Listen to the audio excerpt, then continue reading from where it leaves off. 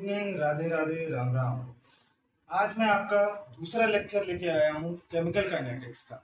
Last class में बच्चों हम लोगों ने क्या पढ़ा था? हमने पढ़ा था रेट के बारे में, यानी रेट क्या होता है किसी भी chemical reaction.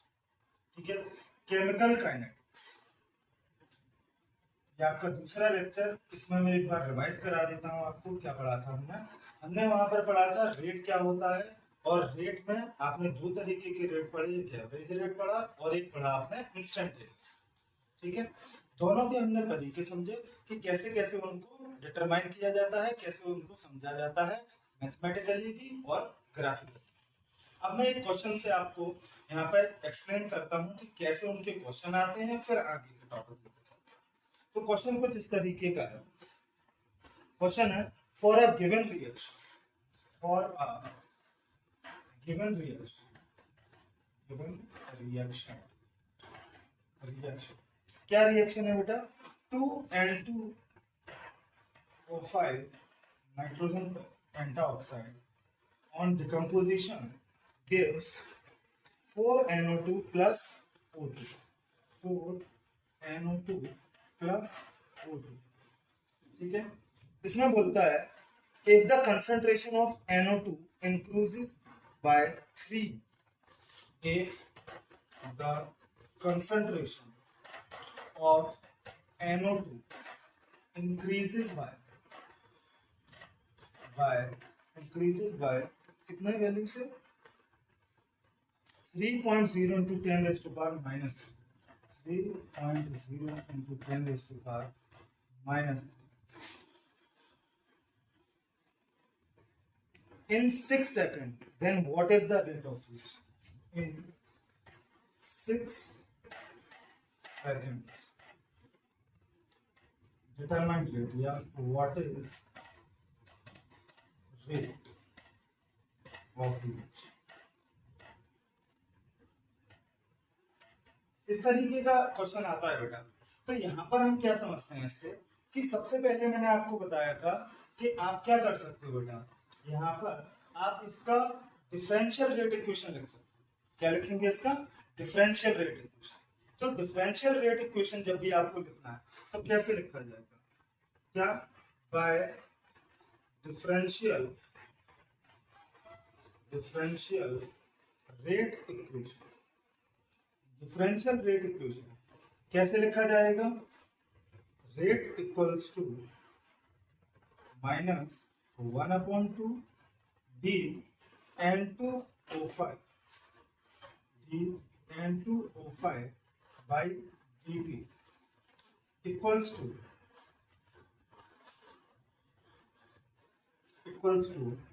plus 1/4 d NO2 by dt equals to dO2 by dt।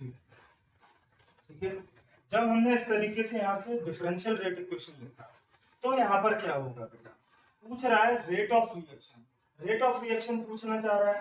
आपको पता है चेंज इन कंसंट्रेशन। देखो क्या बोल रहा है, if the concentration of NO2 increases by 3.0 into 10 raised to power minus 3, कितने टाइम में? 6 सेकंड्स। तो ये वैल्यू आपको दे रखी है, यानी चेंज इन कंसंट्रेशन और चेंज इन टाइम। तो बेटा इसका सिंपल सा एक आंसर आएगा, रेट इक्वल्स टू क्या रखेंगे आप? 1/4 इंटू, अब देखो चेंज कंसंट्रेशन में कितना हुआ है?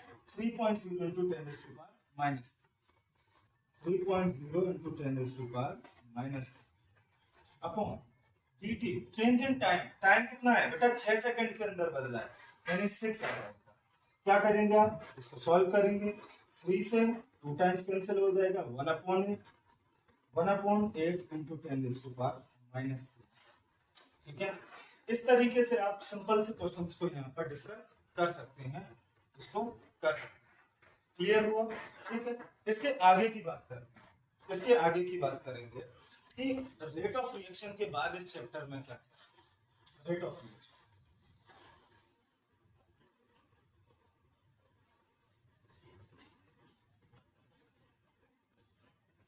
अब यहाँ पर हम एक बहुत इंपॉर्टेंट लॉ पढ़ने जा रहे हैं जिसका नाम है रेट लॉ। रेट लॉ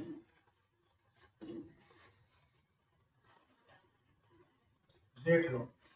जब मैं रेट लॉ बोलता हूँ तो रेट लॉ का मतलब क्या है? रेट लॉ एक मैथमेटिकल एक्सप्रेशन है किसको रिप्रेजेंट करने के लिए? Rate of chemical reaction. यानी अगर मुझसे कोई बोले कि what is the statement of rate law, तो मैं स्टेटमेंट लिखूंगा क्या? It is the mathematical expression. It is a mathematical expression to determine rate of reaction in terms of active masses of reactant raised to some power.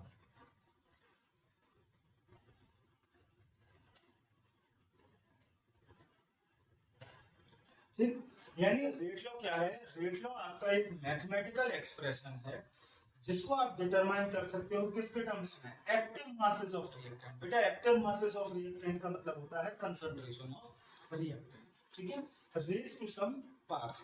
मतलब समझो, अगर मैंने कोई hypothetical यानी अपने मन से रिएक्शन मान लिया, क्या मान लिया?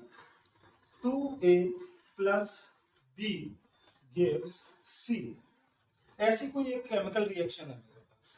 अब इसके लिए अगर मुझसे बोला जाए कि रेट लॉ लिखिए, तो रेट लॉ मैं लिखूंगा कैसे? Rate equals to k A raise to power X and B raise to power Y। अब आप सब सोच रहे होंगे कि सर ये x और y और ये k क्या है? बेटा k जो है वो आपका रेट कांस्टेंट है। k क्या है आपका? रेट कांस्टेंट, ठीक है।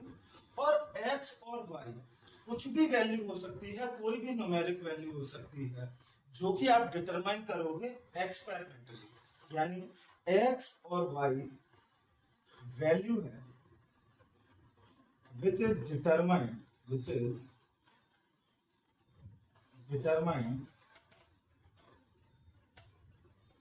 एक्सपेरिमेंट। यानी इसको आप कैसे डिटरमाइन करोगे? एक्सपेरिमेंट, ठीक है। यानी ये यहाँ पर बेटा जो x है वो इस 2 के बराबर भी हो सकता है, ये जो y है ये 1 के बराबर भी हो सकता है और नहीं भी हो सकता, ठीक है। तो आपको इसके लिए पैनिक नहीं होना है कि सर ये 2 के बराबर होगा या नहीं होगा, गिवन होगा क्वेश्चन। जब कभी भी x और y की बात करेगा तो आप क्योंकि उसको कैसे डिटरमाइन करते हो? एक्सपेरिमेंट से डिटरमाइन करते हो, तो ये दोनों वैल्यू आपको गिवन, ये दोनों वैल्यू क्या होंगे? गिवन, ठीक है। तो रेट लॉ क्या हो गया? आपका एक मैथमेटिकल एक्सप्रेशन हो गया, और इस एक्सप्रेशन को आप रेट एक्सप्रेशन के नाम से भी जानते हैं। This is also called rate expression. इसको हम क्या कहते हैं बेटा? रेट एक्सप्रेशन है, ठीक है। ये जो मैथमेटिकल टर्म, ठीक।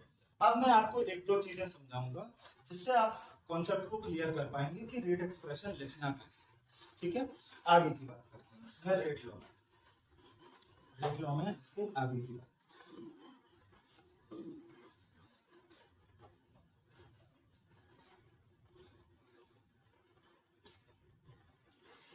एक रिएक्शन होती है बेटा जिसको हम कहते हैं एलिमेंट्री रिएक्शन। एलिमेंट्री रिएक्शन का मतलब है कोई भी केमिकल रिएक्शन जो सिंगल स्टेप में होती है उसको हम क्या कह सकते हैं? एलिमेंट्री। यानी it is a reaction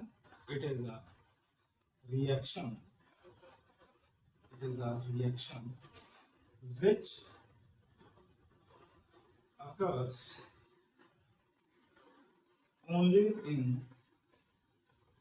single step, ठीक है। तो एलिमेंट्री रिएक्शन का मतलब क्या होगा कि कोई भी ऐसी रिएक्शन जो एक स्टेप में कंप्लीट हो जाती है उसको हम क्या कहते हैं? Elementary reaction. जैसे मैंने कहा A प्लस B और इससे आपको कुछ प्रोडक्ट मिलता है। एक हाइपोथेटिकल रिएक्शन मानी मैंने, A प्लस B, जिससे क्या मिल रहा है? प्रोडक्ट मिल रहा है। अगर बेटा क्वेश्चन में या जो भी आप चीज पढ़ रहे हो वहां पर लिखा है कि this reaction is an elementary reaction. Given होगा, आपको परेशान नहीं होना है, आपको ये कंफ्यूज नहीं होना है कि सर कौन सी एलिमेंट्री है कौन सी कॉम्प्लेक्स है, ऐसा कुछ नहीं है। आपको बस गिवन होगा, वहां पर क्वेश्चन में बोला गया होगा। तो अगर कोई रिएक्शन एलिमेंट्री रिएक्शन है, इसके लिए रेट लॉ लिखने के लिए आता है, तो आप क्या लिखोगे? Rate equals to k a raise to power 1 and b raise to power, ठीक है। यानी देखो अब यहाँ पर क्या हुआ, अब यहाँ पर क्या हुआ बेटा कि एक और एक दो, यानी यहाँ पर देखो इनकी पावर क्या हो गई 1 के बराबर। कहने का मतलब ये हुआ कि जब कभी भी एक एलिमेंट्री रिएक्शन हो, इन कंसंट्रेशन स्पीशीज की या एक्टिव मासेस की जो पावर होगी वो इनके स्टोइचियोमेट्रिक कोएफिशिएंट के बराबर। कब? जब एलिमेंट्री रिएक्शन आपसे बोला जाए, ठीक है। यानी यहाँ पर एक ही टर्म्स में इसकी पावर 1 आ जाएगी क्योंकि स्टोइचियोमेट्रिक कोएफिशिएंट क्या है 1, ठीक है। ये सिंपल सी बात समझ लो कि एलिमेंट्री रिएक्शन के लिए जो स्टोइचियोमेट्रिक कोएफिशिएंट होगा वही उसकी पावर में आएगा, ठीक। अब एक और तरीके की रिएक्शन समझते हैं, क्योंकि दो ही तरीके की रिएक्शन है हमारे पास, एक एलिमेंट्री यानी जो सिंगल स्टेप में होती है, एक होती है कॉम्प्लेक्स रिएक्शन जो एक से ज्यादा स्टेप। उसको भी देखते हैं।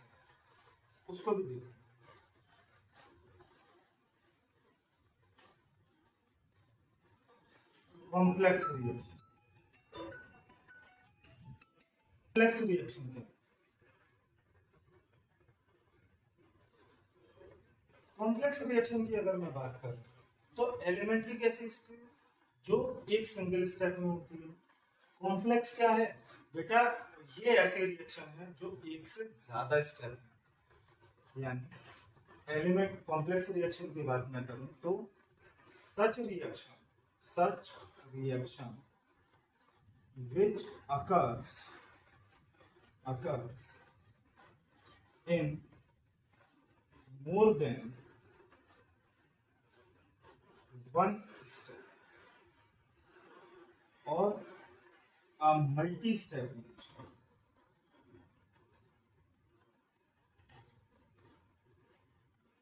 are called complex reaction, ठीक है। यानी कोई भी ऐसी रिएक्शन जो एक स्टेप से ज्यादा हो या उसमें मल्टीपल स्टेप हो, क्योंकि कोई रिएक्शन ऐसी भी हो सकती है जिसमें 2 हो 3 हो, ठीक है। तो अगर 2 या 3 स्टेप की कोई रिएक्शन है तो उसको हम क्या कह सकते हैं? कॉम्प्लेक्स रिएक्शन, ठीक।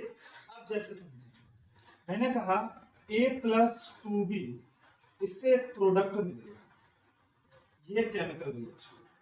तो अगर अब मैं आपसे बोलूं कि बेटा इसके लिए आप क्या करो, इसके लिए आप रेट एक्सप्रेशन लिखो या रेट लॉ लिखो, तो आप क्या करोगे? Rate equals to k a raise to power x और बी रेज टू पावर 1। अब आप कहोगे सर यहाँ पर मैंने 1 और 2 क्यों नहीं लिखा?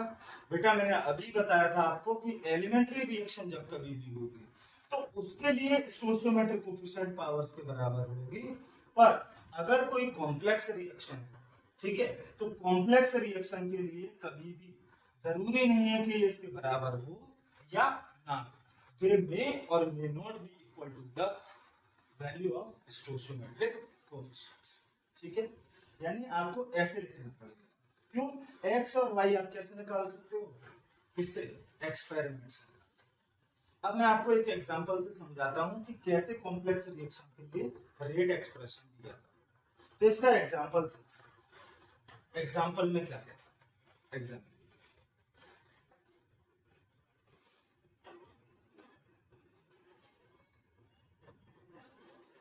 आपने न्यूक्लियोफिलिक सब्स्टिट्यूशन रिएक्शन तो पढ़ी होंगी क्लास 11 में। तो न्यूक्लियोफिलिक सब्स्टिट्यूशन रिएक्शन SN1 की बात कर रहा हूं, SN1 रिएक्शन, ठीक। SN1 रिएक्शन में जब कभी भी मैं टर्शरी एल्काइल हैलाइड की रिएक्शन किसी भी न्यूक्लियोफाइल के साथ करूंगा तो वहां पर जो रिएक्शन होगी वो कैसी होगी? एक कॉम्प्लेक्स रिएक्शन होगी, यानी एक से ज्यादा स्टेप। जैसे समझिए मैंने एक इस तरीके से टर्शरी एल्काइल हैलाइड ली, ऐसा इसकी रिएक्शन बेटा मैंने करा दिया एक्वस KOH के साथ, ठीक है। तो इसका मैं अभी देखो एक ही स्टेप में दिखा रहा हूं, फिर मैं आपको दिखाऊंगा कि कैसे इसमें कॉम्प्लेक्स रिएक्शन हो।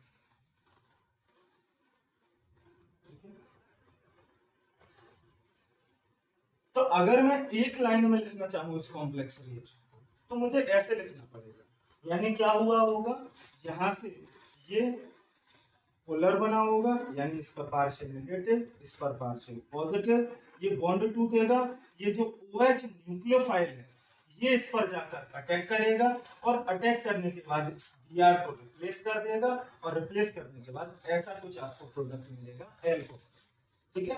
टर्शियरी अल्कोहल का फॉर्मेशन होगा, ठीक। रिएक्शन कौन सी है, SN1। अब इसके हम स्टेप देखते हैं कि यानी क्या ये एक ही बार में होगी, नहीं बेटा, कॉम्प्लेक्स रिएक्शन है, एक से ज्यादा स्टेप। स्टेप नंबर वन में सबसे पहला काम क्या होता है, फॉर्मेशन ऑफ कार्बोकेटाइन। पहला काम फॉर्मेशन ऑफ कार्बोकेटाइन। अब कार्बोकेटाइन का फॉर्मेशन हो रहा है, ठीक है। मतलब क्या हुआ होगा कि बेटा ये जो टर्शरी एल्काइल हैलाइड है, टर्शरी एल्काइल, ये पोलैरिटी की वजह से यहां से अपने बॉन्ड को तोड़ देगा, ठीक है। और बॉन्ड को तोड़ने के बाद यहां पर क्या मिलेगा आपको, इसका पॉजिटिव चार्ज आ जाएगा और Br काम करेगा एज अ लीविंग ग्रुप, ठीक है। Br काम करेगा एज अ लीविंग ग्रुप। तो देखो पहले स्टेप में क्या हुआ, फॉर्मेशन ऑफ कार्बोकेटाइन। यहां पे मैं लिख देता हूं स्लो, ठीक है। यहां पे मैंने क्या लिख दिया, स्लो लिख दिया, ठीक।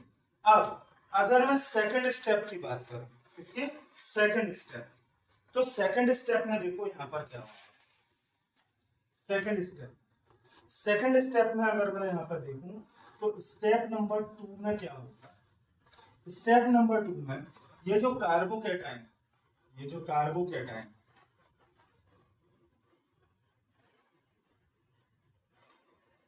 ये OH के साथ, यानी ये जो एक्वस KOH था ना, पोटेशियम हाइड्रोक्साइड, ये किसमें डिस्प्लेस हो जाएगा बेटा, K पॉजिटिव में, OH नेगेटिव, ठीक है।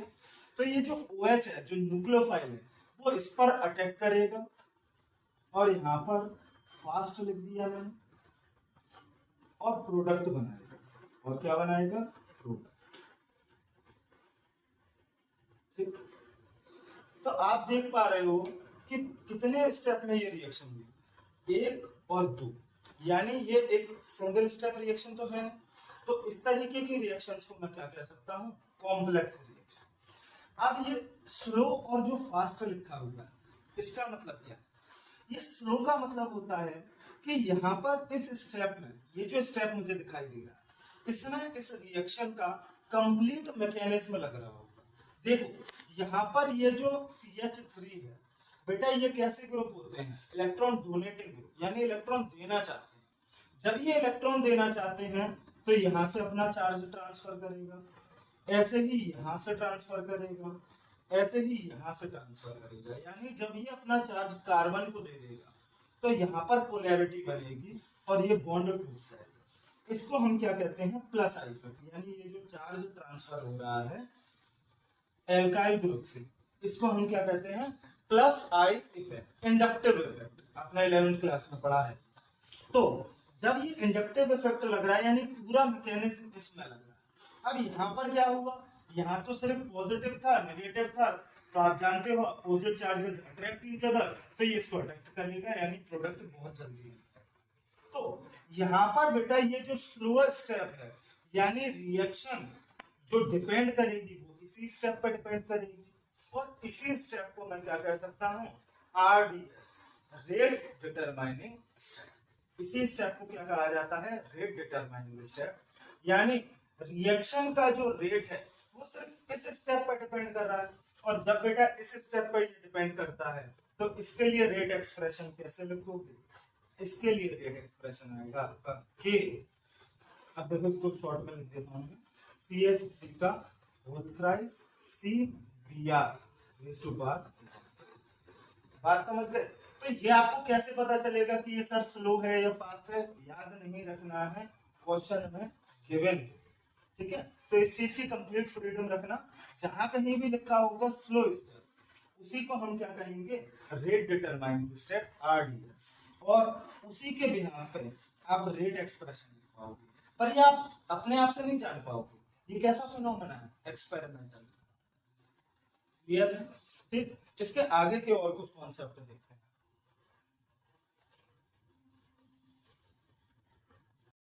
तो अब देखिए यहाँ पे बेटा, हम लोगों ने कॉम्प्लेक्स रिएक्शन समझा, एलिमेंट्री रिएक्शन समझा और आपका रेट लॉ समझा, ठीक है? एलिमेंट्री रिएक्शन यानी सिंगल स्टेप में, कॉम्प्लेक्स रिएक्शन यानी जो मल्टी स्टेप में है, और वहां से आपने क्या समझा? रेट डिटरमाइनिंग स्टेप, ठीक है?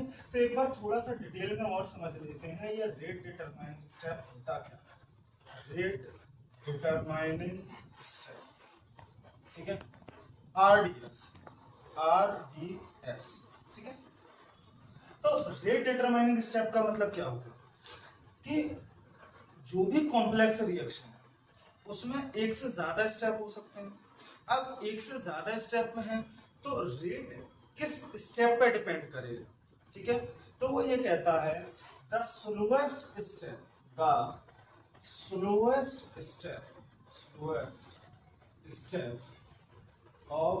N complex reaction is called rate determining step,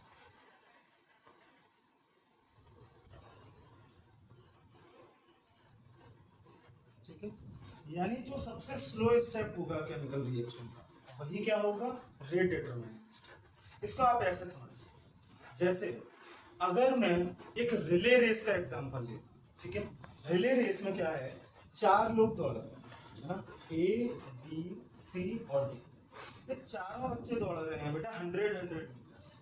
तो रेस को जीतने की पॉसिबिलिटी किस पर डिपेंड करेगी? रेस को जीतने की पॉसिबिलिटी डिपेंड करेगी बेटा जो सबसे स्लो हो। आप कहोगे सर रेस जीतना है तो फास्ट होना चाहिए, नहीं बेटा, फास्ट नहीं, स्लो वाले पे डिपेंड करेगा। क्यों? क्योंकि रेस को कवर करना है कम से कम टाइम में। अब कम से कम टाइम में उसको जब हमें कवर करना है तो जो सबसे ज्यादा टाइम लेगा वही रेस हरवा सकता है। यानी रेस को जीतना किस पर डिपेंड करेगा? उस स्लो वाले पे। बाकी तो सब तो फास्ट है, ठीक है? बाकी सारे क्या है? फास्ट, ठीक?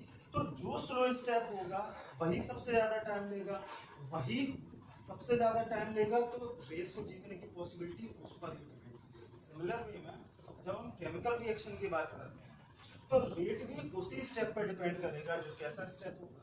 Slowest step. क्यों? क्योंकि अगर कोई स्लो स्टेप है यानी सबसे ज्यादा टाइम वही ले रहा है, तो रेट, हमने डेफिनेशन क्या पढ़ी है? Change in concentration with respect to time. तो टाइम भी तो सबसे ज्यादा वही लेगा, यानी रेट उसके ही कंसंट्रेशन पर डिपेंड करेगा, उस स्टेप के पर कंसंट्रेशन पर डिपेंड करेगा, ठीक है? चलिए अब मैं एक एग्जांपल से आपको समझाता हूँ कि कैसा क्वेश्चन यहाँ से आ सकता है। जैसे यहाँ पे कुछ ऐसा कुछ क्वेश्चन दे दिया आपको, फर्स्ट स्टेप A + B, इससे product fast, second B + C slow, या प्रोडक्ट की जगह भी आप एक काम करते हैं, यहाँ पे कुछ लिख लेते हैं C + D और यहाँ पर D + E, ऐसा कुछ दे दिया। उसने बोला ये कॉम्प्लेक्स रिएक्शन है, 2 स्टेप में होती है, ठीक है? बोलेगा इसके लिए रेट लॉ लिखिए। तो बेटा आपको रेट लॉ पढ़ा हुआ है, ठीक है? तो रेट लॉ में क्या लिखोगे? Rate equals to K। अब कौन सा वाला लिखना है सर? बेटा वो वाला लिखोगे जो स्लो स्टेप, यानी क्योंकि वही तो रेट डिटरमाइनिंग स्टेप है ना। तो यहाँ पर अब क्या लिख दोगे? B और C, ठीक है? और अब क्योंकि इसी स्टेप पर रेट डिपेंड कर रहा है, यानी ये भी तो एक एलिमेंट्री स्टेप हो गया, ये ये भी तो क्या हो गया, एक एलिमेंट्री रिएक्शन। और मैंने एलिमेंट्री रिएक्शन के लिए आपको क्या बताया था, एलिमेंट्री रिएक्शन के लिए बताया था कि जो स्टोइचोमेट्रिक कोएफिशिएंट होगा वही यहाँ पर उसकी पावर्स में आएगा। ठीक है, तो जब उसका स्टोइचोमेट्रिक कोएफिशिएंट आ गया यानी पावर्स में क्या आ जाएगा, 1 और ठीक। तो इस तरीके से आपके मेंस में, एडवांस में या नीट के पेपर में आपके पास क्वेश्चंस आते हैं जिसमें इस तरीके से कुछ लिखा होगा।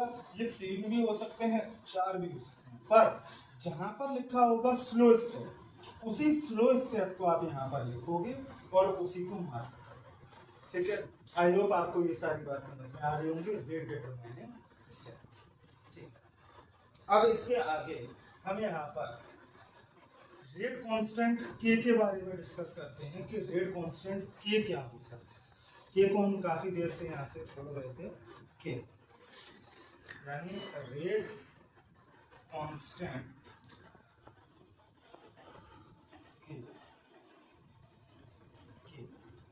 इसको बेटा मैं एक स्पेसिफिक रेट कांस्टेंट भी कह सकता हूँ, स्पेसिफिक रेट ऑफ रिएक्शन, यानी इसको एक और नाम से जाना जा सकता है स्पेसिफिक रेट ऑफ रिएक्शन। ठीक है, इसको हम एक और नाम से जान सकते हैं, किस नाम से, स्पेसिफिक रेट ऑफ रिएक्शन।